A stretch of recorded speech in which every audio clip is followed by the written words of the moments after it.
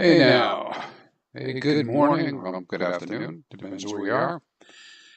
And welcome to the stream. A little bit of clickbait on that title, but I'll show you why as we get into it. We're going to talk about ICOSA and Hadron ceiling prices today in the calculator that I have that you can use on HEXFire. And the reason this came up is I got a message from somebody saying, hey, there's something wrong with your website. The ceiling price for ICOSA is $358, which makes no sense. So we'll dive into that in a moment. Hey, I want to thank everybody for spreading the word on the Patreon, and I want to shout out to my newest patrons that have joined, Pat, Jay, Dolomite, and Randy Hilarski. I want to really say thank you to Randy for giving me some inspiration to get off my butt and do this. Start the Patreon to keep the site rolling, and then also to do these videos. He's become quite prolific at this point with doing his videos, and been a little bit of an inspiration to me for that. So hey, thanks, Randy. I appreciate it. So without further ado, I'm going to go over to HEXFire.io. Hey, don't forget to click the like, subscribe if you're not subscribed, and head over to the Patreon and go check it out. Let me check our stream and make sure that it is working as expected. Every once in a while I get a burp. I'm still working on my settings.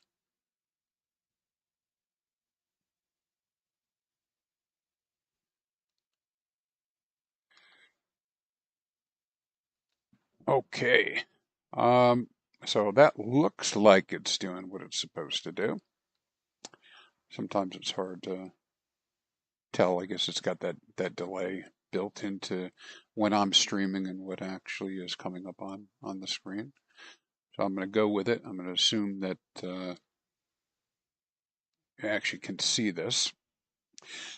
So on HEXFire, you can see that on the left-hand side we have the menu. And in this menu, there is one that's called HEDRON ICOSA.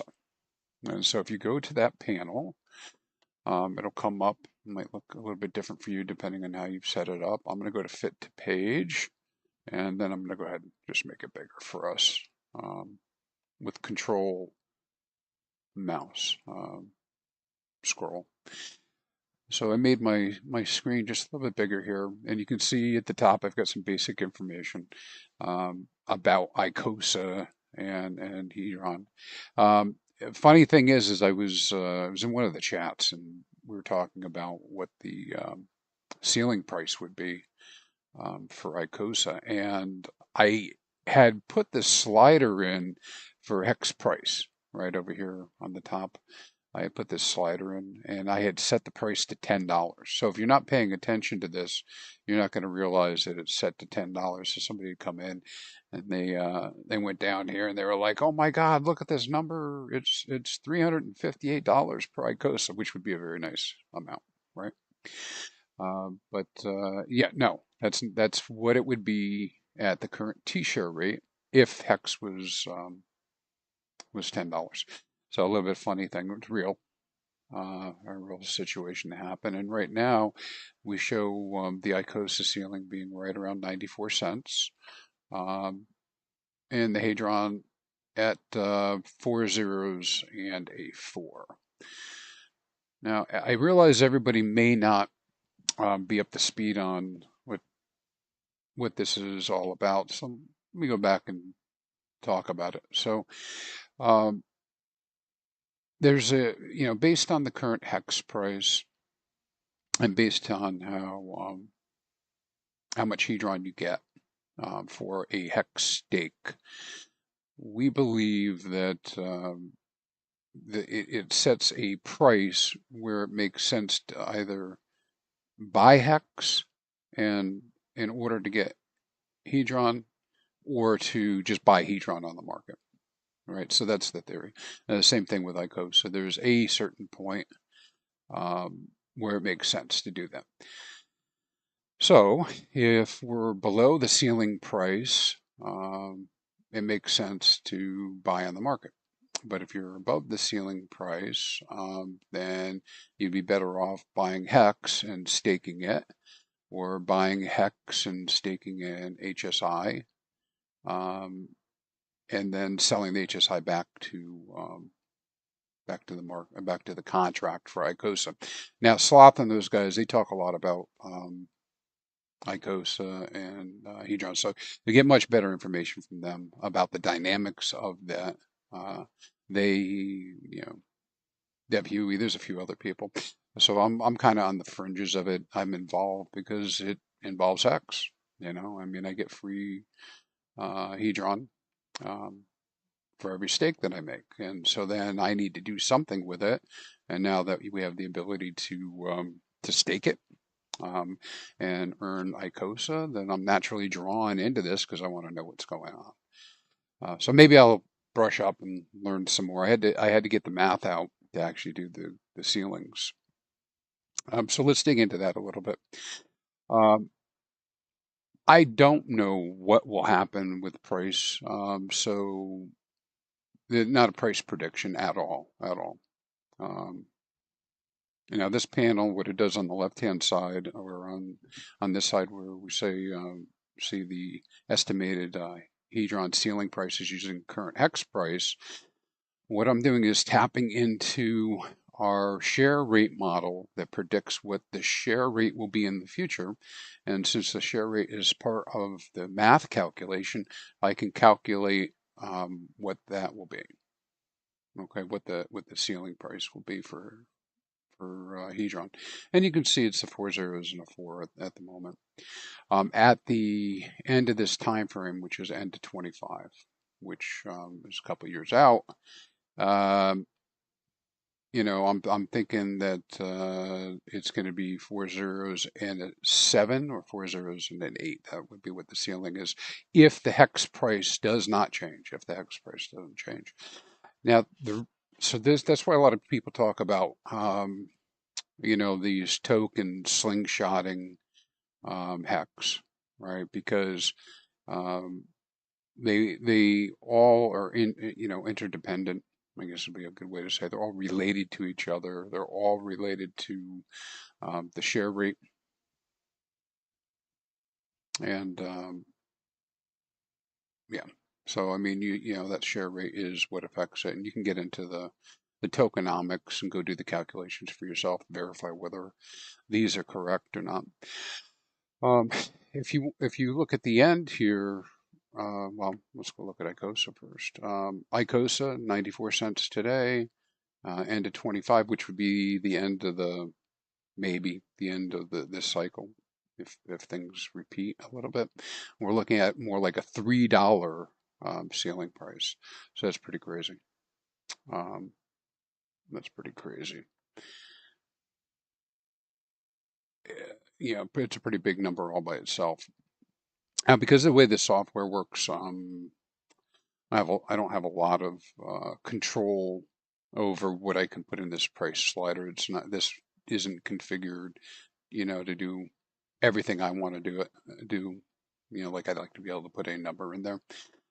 So you'll find that it rounds off. But what you can do is you can select the price. You see it's down at 3 cents. You can use the slider to go up in price. Okay. And then I think I have it set at $10 is the max. So let's go to 50 cents just for fun, or a number close to 50 cents to see how it approximated at 49.8. Doesn't like some of the numbers that I put in there. So I put it at 49.8. Now this is pretty insane. We would expect that Hex has the opportunity to go back up to all-time high, right? Okay, so let's assume that it can. If we look at the ceiling at that price today would be 3 zeros and a 7. 3 zeros and a 7. That's quite a gain. on ceiling price. And then going out, I don't even know what this is. It's 25. It's 201415. That would be crazy.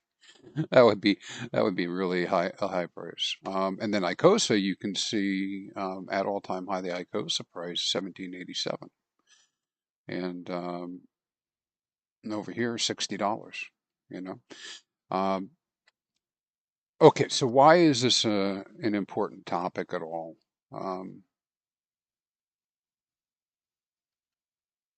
As far as what does it matter if there's ceiling prices? Hey, is that squirrel? I think squirrel's out there. I'm on delay, squirrel. I got to figure out this streaming thing. All right, so we're so why is this important? Okay, ceiling price is not a price prediction, but people who so every crypto requires a community, right? I mean, somebody's got to use it, and depending on their interaction, they bring value in and out of that little community. This is an offshoot of the Hex community, a derivative of it. So the people who are within that community, they have a belief system, and if they strongly believe that the ceiling price, which is mathematical, and can be proven to be, where you can get more of something by buying it directly or versus staking it or getting it more, they're going to chase the ARB. Now, of course, if people don't participate, they don't participate, and none of this matters. But if they are going to participate, they're going to chase the arbitrage because there's other people on the other side of that trade, and they'll trade value. And so, not only do you have, the Hart effect, Hart's law, in effect that these things are so tightly tied together with LP. You also have this bonus adder that the community is super interested in it, and the tokenomics are such that it makes it harder and harder to get these these tokens because you have to pay more and more hex to create them yourselves. And if the price is up on the market, it's more expensive. And so, anyways, it's wrapping all that into one thing. And what you have is the potential for some really volatile movement and price. So probably not as great of an explanation as maybe some other people might have for that, but that's kind of how I see it. So why is it important? Again, it's important because it is connected to the hex system. And if you're a hex staker, you do have Hadron, that you can be minting. Maybe you should be minting. I know some people don't. We can go look at that in a moment. But you can look here on the screen and play around with it and move the dials around. There's Hadron Today's out there. I think that's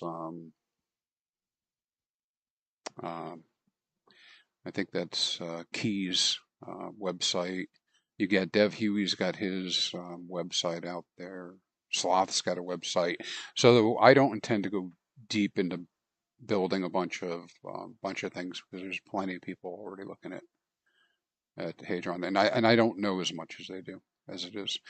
All right, so a couple things you can do here too that maybe people don't know, but might be a good opportunity. You can vary the dates individually on these charts with the slider on the bottom. If you want to change the shape of the curve, you can change the range on the left-hand side of the screen. In addition, when you click on these, you see we have this little filter. It'll tell you the filter that is on at the moment for the charts. It just gives you a general idea of what's being filtered on the page, so you know what you're looking at. You can also go to this focus mode, and this is pretty cool because when you go to the focus mode, it'll make these smaller graphs full screen for you to be able to see, and you can, use your own software to copy paste it, look at the information, kind of review it, however you want to do it here. And as I was saying with the ranges, you can change how this curve looks by varying the range. You can change the time frames, if I can get to the thing. Change the time frames and look at different time frames like that. Okay. And then there's some of these, not all of them, where I want to get that button right there. Show as table. All right, so by right-clicking on the chart, you can also show this as table. And so if somebody really wants to get at the base data and see it, you can go through and look here. This isn't really helpful if you want to copy a whole bunch of information, and I have shown this on previous videos, but you can select a line and then right-click it, and then copy, copy it.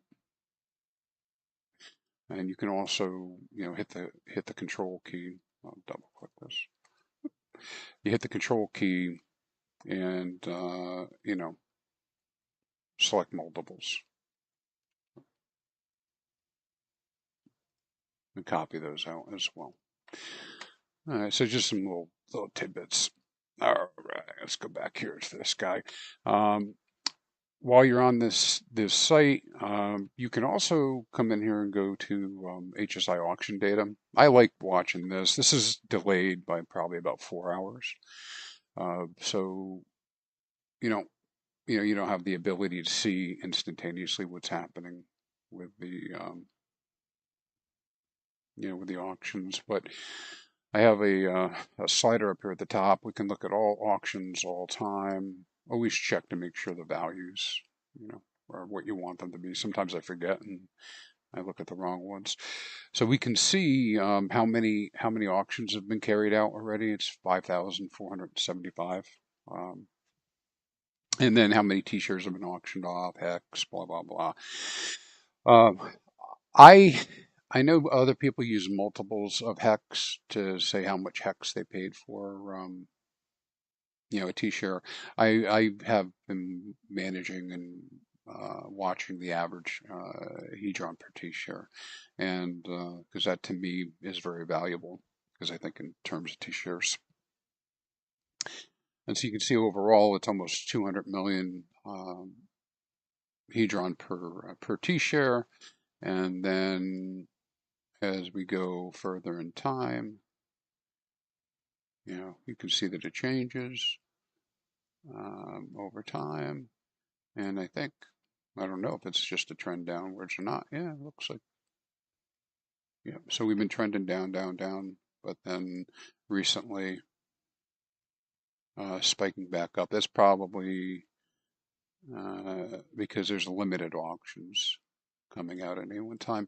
I find that people tend to overpay on small HSIs and underpay on large ones unless they get a lot of attention. If there's a lot of people talking about them, people come in and bid them up.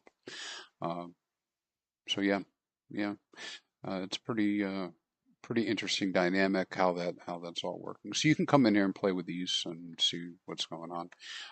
I did put a leaderboard down here. Let's see who the top winners are all time. I'll change the dates back. So we have a few addresses here that have really been, these are the top 10 that have really been accumulating HSIs. And this one here, 137. And if I click on them, it's going to show me that he has collected half a dolphin. He cut that dolphin in half. If he's become half a dolphin, he might already be a dolphin, probably a whale or shark. But he's gained 500 T-shares through the auctions. And then let's look at the second one. All right, 48. 674. So some people have bidden on the smaller ones. Let me off click that again. And we can see, okay, so the auctions may have made some sharks, but not just by auction itself. However, I think by any count, 6,797 T-shares put you pretty close. It looks like in the top 10, all of these, if they were not, dolphins before, they're dolphins now. I think the number is right around 1,000 or so T-shares required to be a dolphin. Rough number, rough number. Okay, let's use our back button over here to go back to the screen, and then let's take a look at the Hadron yield checker, see how this is working. All right, I find this one to be kind of fun too, because you're able to see how much Hadron has not been minted after something's ended. So let's go check our dates and filters, make sure nothing's on here. Blah blah blah blah. All right. Okay, so it looks like we've got no filters on that we need to worry about. So we've got the I've got the counts of the addresses with launch bonuses. Considering the community size, quite a few people went and claimed their bonuses, right? I mean, for there to be 200,000 stakes that claimed bonuses is pretty damn good. That's a lot. And you can see 117,000 addresses got the launch bonus. I think out of all these numbers, look at the minted Hadron. You can see how much has been minted by each, how much is open. That's and mintable. I mean, we've got 28 trillion that could be minted, but has not been minted. And then we've got stakes that are past their expiration date that are either bleeding out in the hex system or they've been good accounted. And there's, 1 billion out there on those stakes. They tend to be smaller stakes usually, not always, but usually. So we've got it looks like 1 trillion sitting out there, not 1 billion. 1 trillion sitting out there that could be minted. But has not been. But then almost 1 trillion that people ended. They could have minted, but they ended. So 1 trillion. Think about that price, man. Whew. Send me a couple trillions. What 1 billion is, $1,500, right? And so 1 trillion is what, 1.5 million? So about 1.5 million, and Hedron's never come out. And gone forever. And some of those being 10x bonuses. Look at that. Like, I don't get it, but there it is. Now, it could be that, and I see this with some of my stakes too. It could be that you're, the cost to mint is just too high, based on prices. All right, I'm going to go check, see if we got comments. Yes, the red squirrel. Squirrel. I see that you made your comment. I got a red squirrel picture, but I didn't put it up as my background. Got to try to figure out the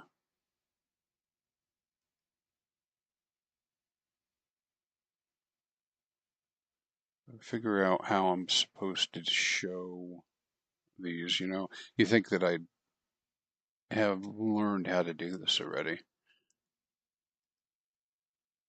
but oh well. We'll figure it out later. There's a way to actually put those up on the screen like Maddie does.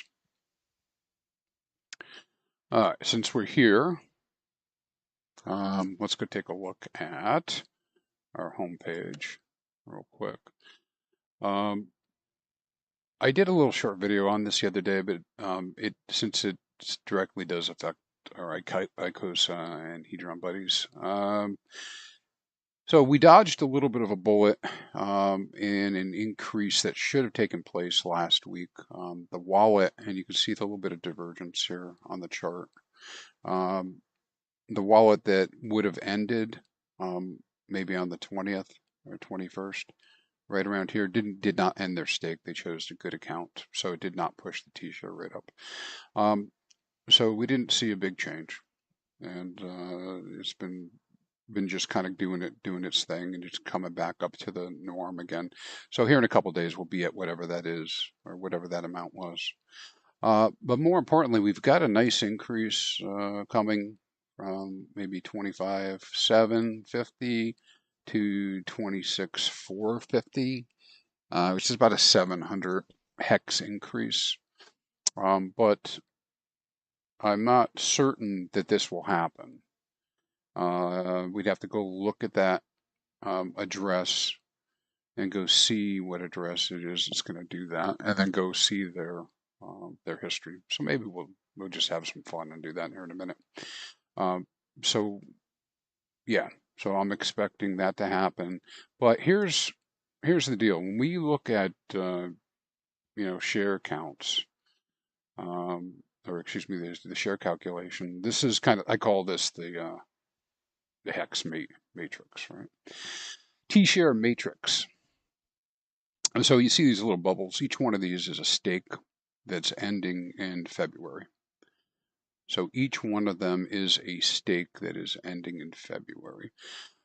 Each one of them will have a certain amount of yield, and based on that yield and other factors, I can run the new share rate calculation, which I did. And so I'm predicting what the new share rate will be based on the current payouts. Right now I'm using like the 180-day moving average. And I'm able to come up with what the new share rates may be in February. And then I displayed that as these little bubbles, right? And so you can see the big one that's going to come out is right here, right? And if this stake ends, it's only one stake that's up here, right? If this stake ends, we get a new share rate. If it does not end, we don't get a new share rate. So it gives you a little bit of reprieve, because the next lowest one's down here at 25,778. And then if we do a quick sort on this, we can see what the high ones are. Okay. So yeah, let's see this one here. 25,778 is down further. Okay. So if this guy doesn't end here, then we're not going to see it. Okay. If he doesn't end, so then it'll be the next highest one would take place later in the month, and get us, maybe up to 90, 25,950. You like to play with dots. Watch, I make the dot travel. All right. Enough joking around. Yeah. So we'll see. Now, one of the things we could do, and let's try it. Let's get this guy. I'm going to copy the value, and we're going to go back to our home, and we're going to go to hex staking data. Now let's paste that in. I really can set it up to transport over there, but that'll be in the next version of the website, not in this version.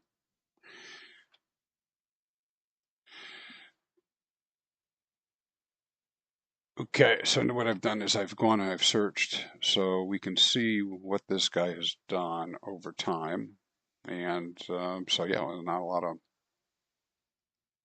great information. We just don't know. Maybe there's some other things we could see. Let's turn off my filter. I didn't check that. Make sure everything else is here. Okay, it gives me a little bit better information. That's good. Okay, so not an ICOSA Hedron guy, right? So no HSIs over there. He may have done his own, his own stuff. And it looks like, put this, I'm going to do it by start. Let's do start. Oh, look at the start. So it looks like he's got 3 stakes that were pretty large stakes. They were all ended.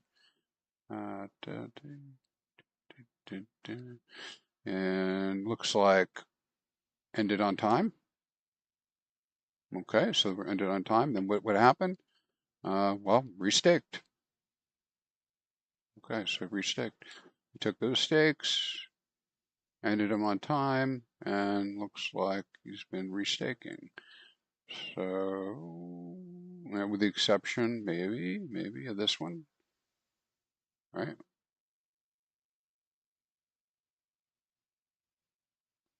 Let's see. Yeah, I guess he likes February. Look at that.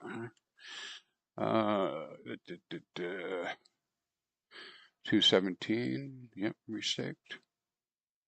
It was 22.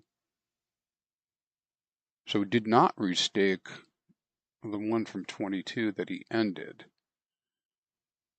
So we'd have to go dig into that to figure out what happened to that hex. Was it sold? Where did it go? And we can do that now, but I mean that you'd have to go follow that trail, because if he kept it in this wallet, I would have expected to see another stake in 22.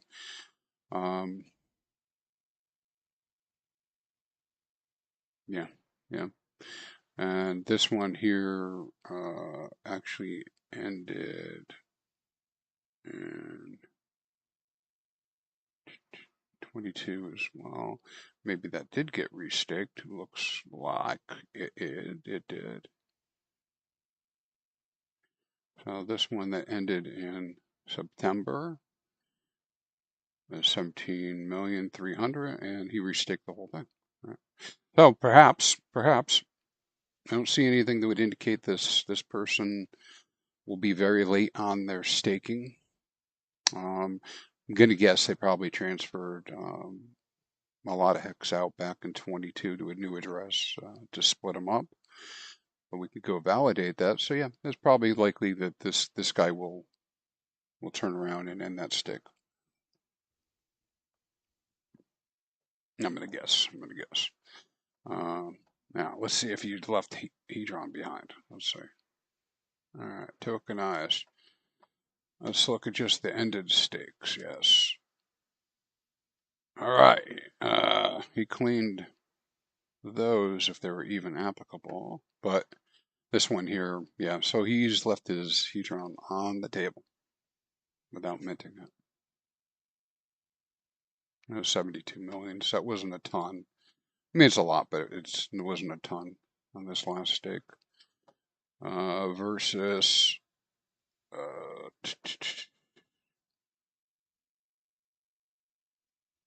coming up.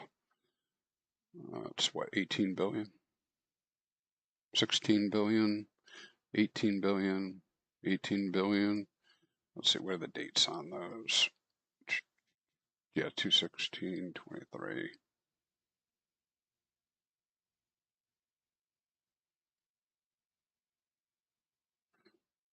Because I was only looking at the I was only looking at the change data. He's got another big stake that's due right now, I guess, right? Another big stake. Hasn't been ended yet, but will. Look at that. Look at that. All right.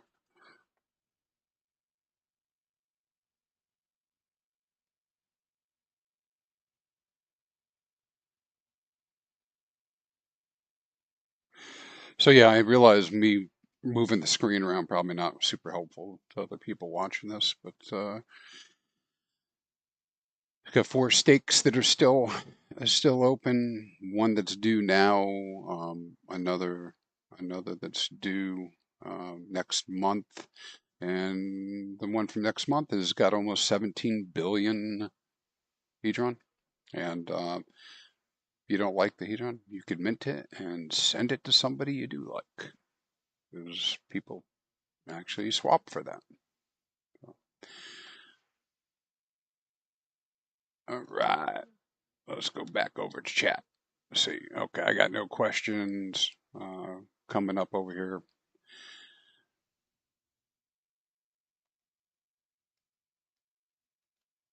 So let me go over to the streaming platform. Let's see how bad my video capture looks. Try to superimpose myself on this thing. Oh, there we go. All right. So, is it crazy that we can get the $350 ICOSA? No, it's all math. In terms of at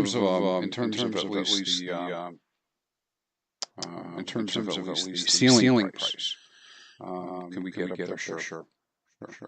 And again, if the community believes in the token and the protocol and how it's related to HEX and T-share rate continues to go up, then the math says yes. When the HEX goes to $10, it should be pretty close to $350 or more ICOSA ceiling. That is kind of crazy. It is crazy.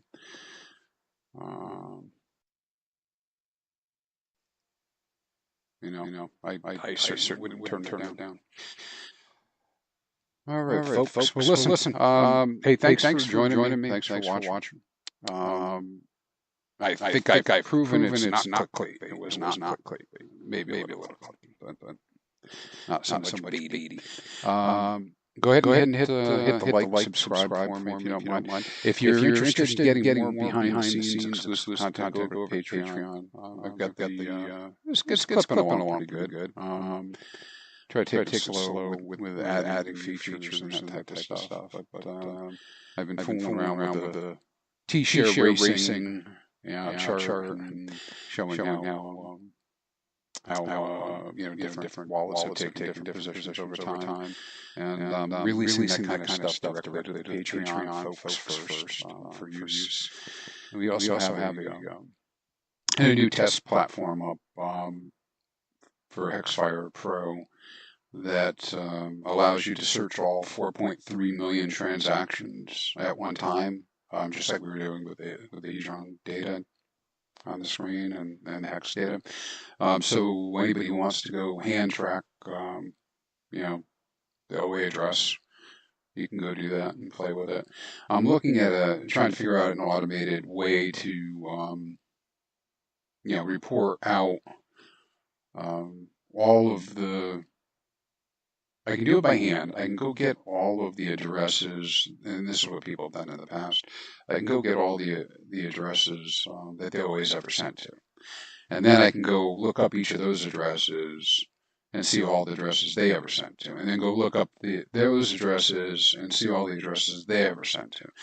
So I can do that. But what I'm looking for is a kind of like a trace program.